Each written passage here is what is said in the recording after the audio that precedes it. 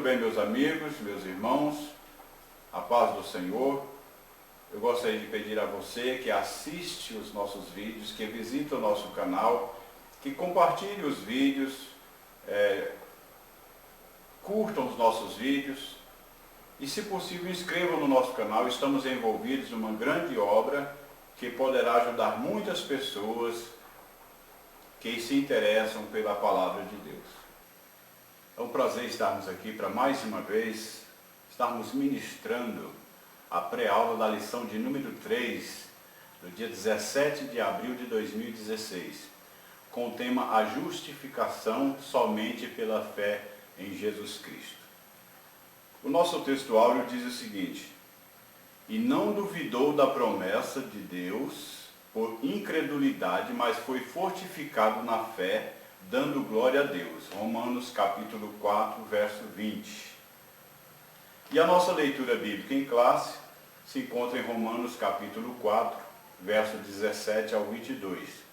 E o nosso objetivo nessa lição é explicar que somos justificados diante de Deus somente pela fé e não pelas obras da carne.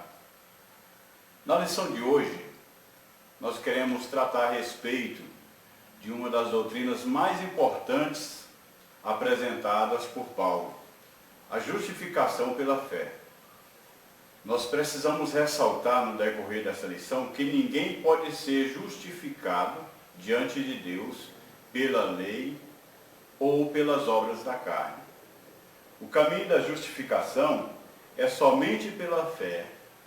Paulo mostra que Cristo é o único caminho para que judeus e gentios sejam absolvidos da penalidade do pecado. O apóstolo, de maneira sábia, utiliza o exemplo do patriarca Abraão para desfazer a ideia errada que os judeus tinham, que a aceitação de Deus era obtida mediante as obras da lei.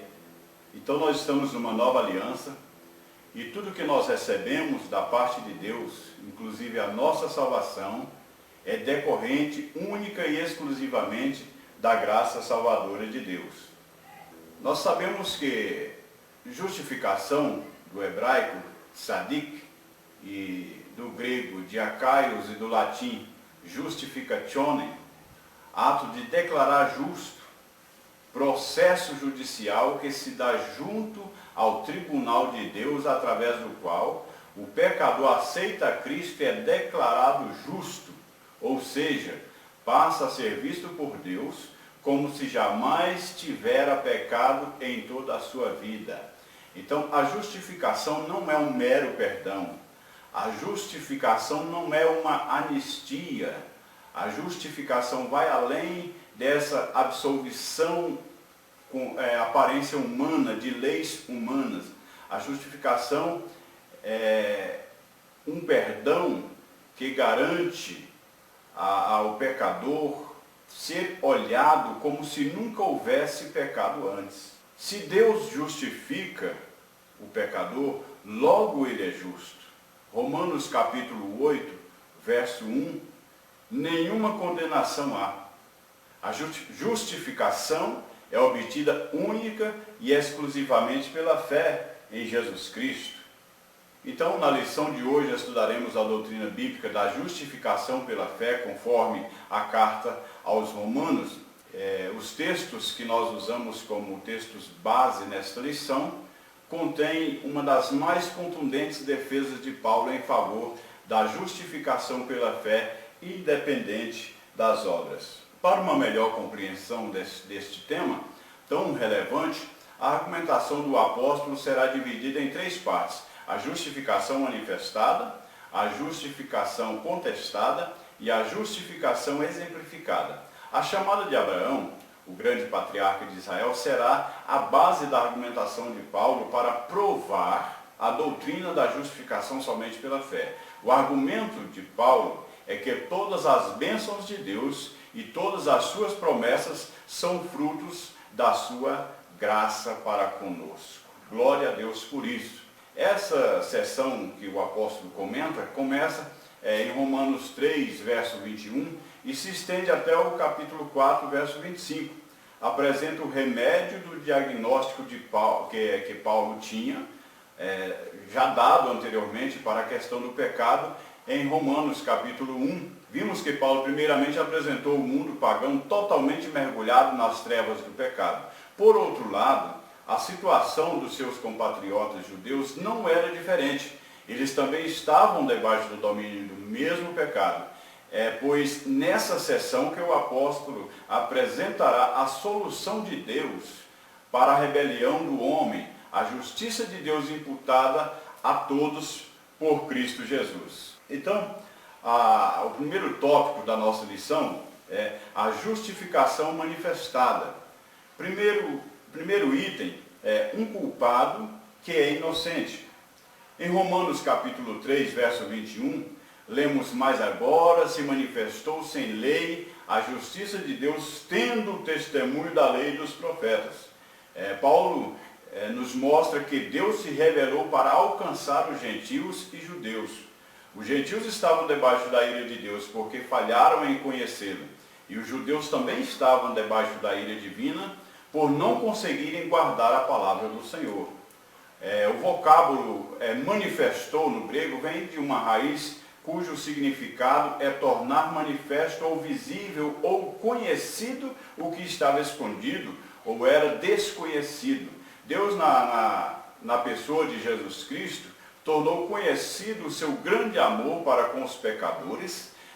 Então encontramos Paulo recorrendo a uma figura extraída do mundo jurídico para esclarecer o seu pensamento. O termo justiça traduz a palavra grega dikaiosne, muito comum no contexto de um tribunal. A imagem de alguém que é inocentado por um juiz, mesmo sendo culpado pelos seus atos. Concluímos então que mesmo culpados, Deus quis nos justificar e perdoar. Isso significa que estamos em relacionamento correto com Deus, porque aceitamos sinceramente que Deus é a verdade.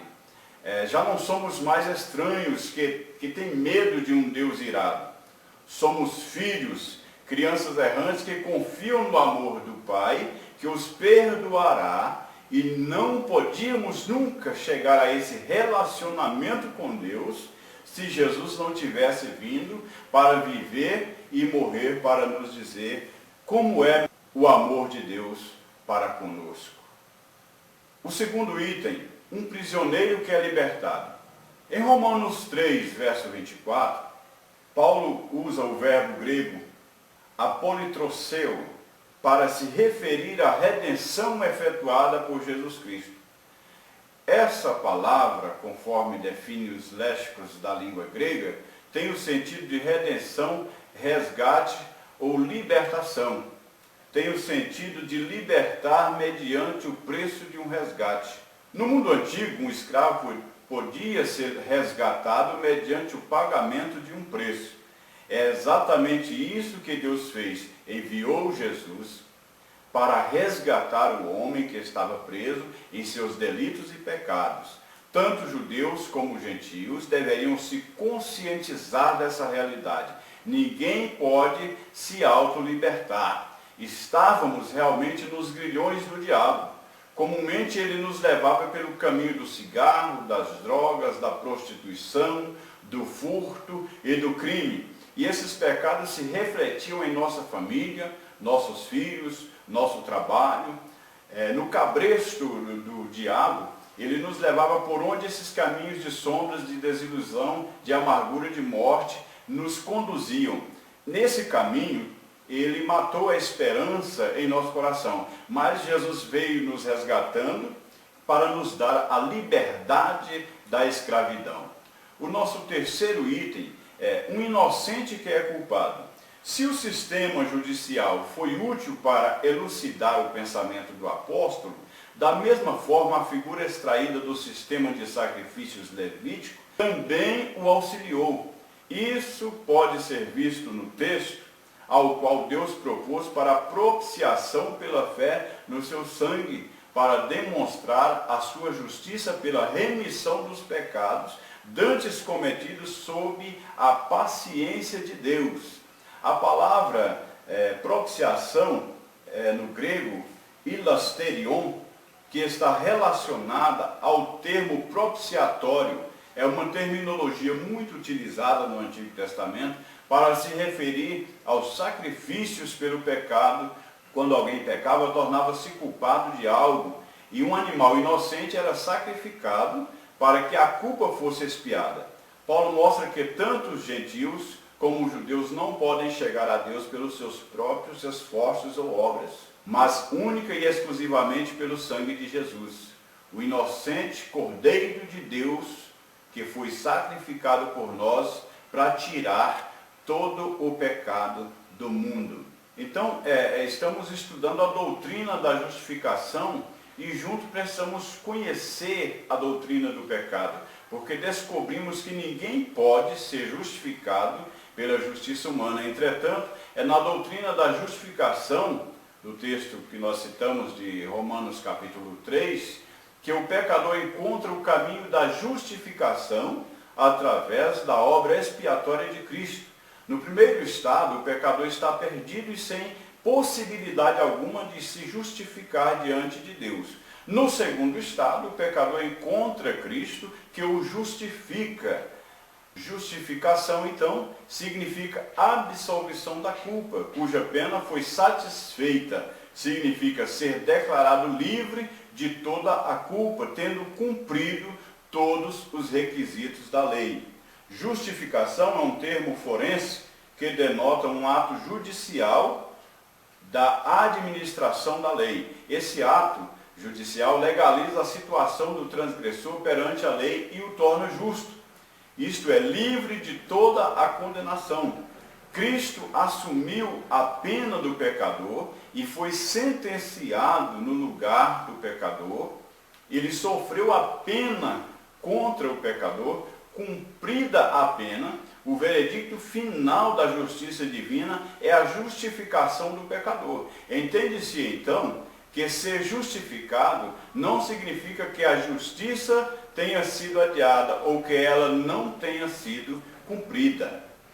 O nosso segundo tópico é a justificação contestada. A justificação se opõe à salvação meritória. Paulo desejava que o seu ensino não fosse mal interpretado. Então, recorrendo ao método da diatribe, se adiantando em responder às contestações dos seus interlocutores, todas aquelas que eles poderiam lhes fazer. Onde está logo a jactância? É excluída. Por qual lei? Das obras? Não, mas pela lei da fé. Romanos capítulo 3, verso 27. A lei dizia, faça, e o judeu devoto estava convicto de que Deus o justificaria pelo que fazia. No entanto, a graça que Paulo ensinava dizia, não faça, mas aceite o que Jesus já fez. O que seria feito então do orgulho judaico que se vangloriava em ser o povo eleito de Deus e das boas obras que praticava? Não levaria Deus isso em conta nessa nova doutrina de Paulo? Então, nas palavras do apóstolo, não.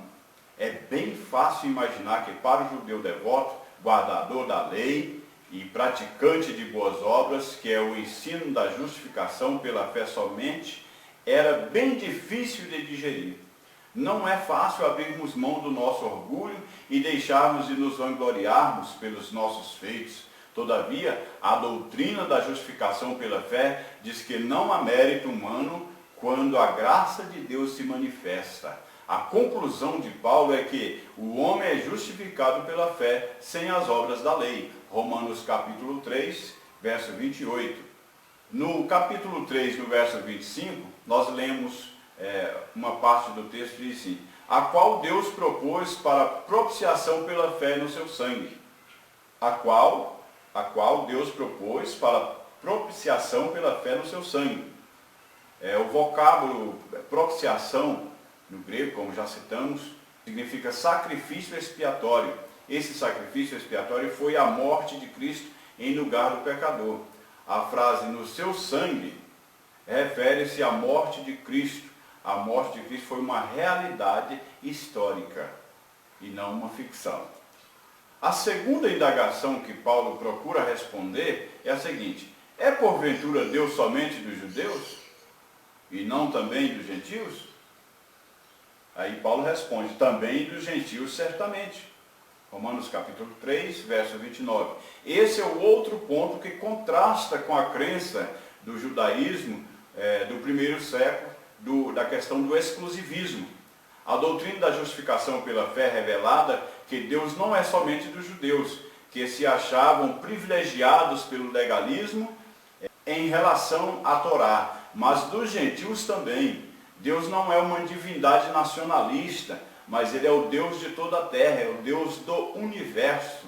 Não há dúvidas de que Paulo tinha em mente o Shema judaico quando argumentou sobre esse assunto. Ouve Israel, o Senhor nosso Deus é o único Senhor, conforme Deuteronômio capítulo 6, verso 4. Se Deus é o único Deus, como de fato afirma o monoteísmo judaico, então Ele é o Deus dos gentios também.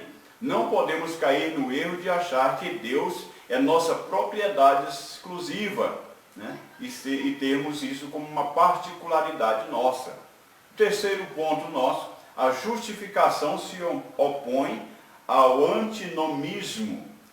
Anulamos, pois, a lei pela fé? Paulo responde também: de maneira nenhuma. Antes a estabelecemos. Essa é a última pergunta a ser respondida por Paulo dentro dessa sessão. Os judeus legalistas defendiam a observância dos preceitos da lei e acusavam Paulo de ser antinomista, isto é, ensinar que a lei não tem mais nenhum sentido. Paulo estaria ensinando que a justificação pela fé tornara a lei desprezível? A resposta de Paulo é não. O problema não era com a lei, que tinha a função de servir de condutora até Cristo, mas com os homens que se mostraram incapazes de cumpri-la. Nem judeu, nem tampouco gentio algum foi capaz de cumprir a lei. Somente Jesus Cristo cumpriu em nosso lugar. Qualquer tentativa de cumprir a lei hoje é nula, além de ser uma afronta àquele que se mostrou o único habilitado a fazê-lo, Jesus Cristo, nosso Senhor.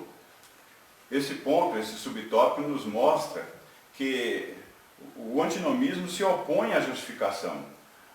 O nosso terceiro tópico: a justificação exemplificada.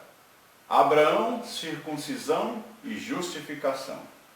Na seção de Romanos, capítulo 4, verso 1 ao 8, o apóstolo Paulo toma o exemplo do patriarca Abraão para fazer um contraste entre a justificação pela fé e as obras. Na antiga tradição judaica afirmava que Abraão já guardava a Torá, mesmo tendo vivido séculos antes dela.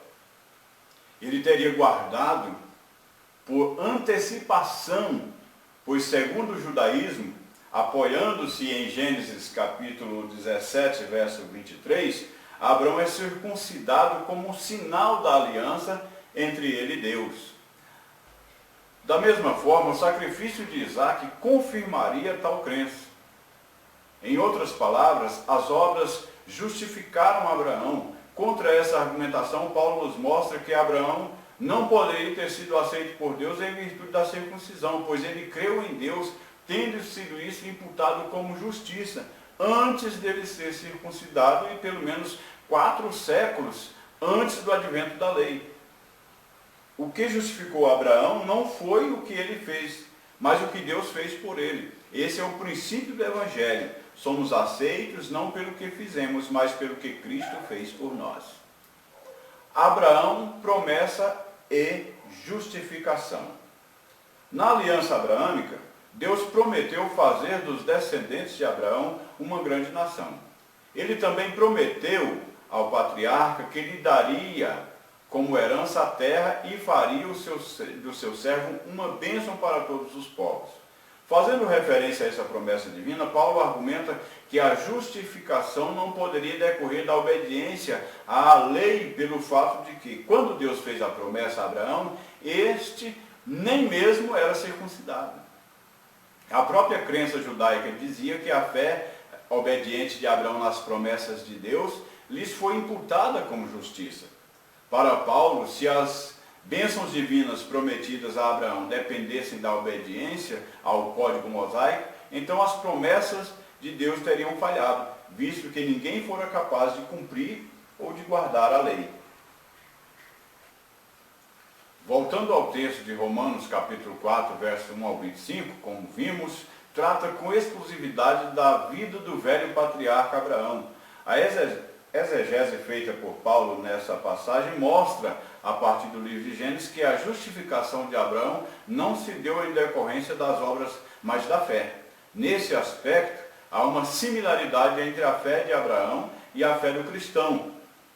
Dentro dessa passagem de Romanos, é possível perceber com clareza Paulo fazendo a ligação entre a justiça de Abraão, Cristo, e a justiça do cristão. No item 3, Abraão, ressurreição e justificação. Na teologia de Paulo, em Romanos capítulo 4, há um paralelismo entre a fé de Abraão e a fé do cristão. Ambos creram em um Deus que torna possível as coisas impossíveis. Paulo mostra que Deus tornou possível a concretização das promessas a Abraão, mesmo sendo seu corpo já amortecido pelo fato da sua idade avançada, e dessa forma recompensou a sua fé. Contra as evidências externas, garantiu-lhe a concretização das promessas, conforme Romanos capítulo 4, versos 16 ao 22. Da mesma forma, a fé do cristão na morte e ressurreição de Jesus, o Filho de Deus, é a garantia de que as promessas de Deus em sua vida também serão cumpridas de fato e verdade. Paulo diz que se Abraão, o pai dos judeus, segundo a carne, tivesse sido julgado por obras ou justiça própria, teria de que se gloriar diante de Deus. Porém, o que aprendemos é que Abraão foi como qualquer outro homem pecador e sem justiça nenhuma. Ele foi declarado justo por meio da fé. Os judeus vangloriavam-se em Abraão e criam que isso lhes garantia a justificação, apenas por serem filhos de Abraão segundo a carne. Os versículos 4 e 5 apresentam dois modos de justificação, por méritos e por graça. A justificação por mérito se baseia nas obras do homem para obter a salvação. A justificação por graça baseia-se sobre o princípio da fé. Deus justifica o pecador pela fé. Ele imputa justiça ao que crê, isto é, pela graça de Deus. Muito bem, chegamos ao final de mais uma pré-aula da lição da Escola Bíblica Dominical, uma lição muito importante sobre a doutrina da justificação pela fé. Nessa lição aprendemos que Paulo recorreu à experiência do patriarca Abraão para argumentar contra a crença judaica que associava a aceitação das obras como garantia de justificação diante de Deus. Para Paulo, isso não poderia ser verdade, já que o velho patriarca não possuía mérito algum quando recebeu as promessas de Deus. As bênçãos recebidas por ele, assim como as da nova aliança, decorrem exclusivamente da graça de Deus em resposta à fé. Então, que Deus possa abençoar a sua vida.